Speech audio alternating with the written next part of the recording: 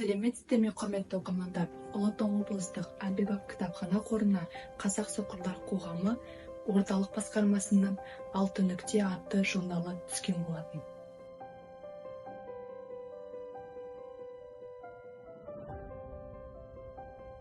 Журнал айына бір рет екі тілде шығады.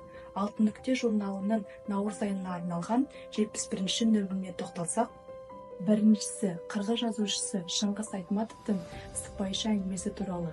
Екіншісі жаңа бағдарлама арқылы наурыз ипотекасы бойынша 9%-пен қалай үй алу керектігі жайлы.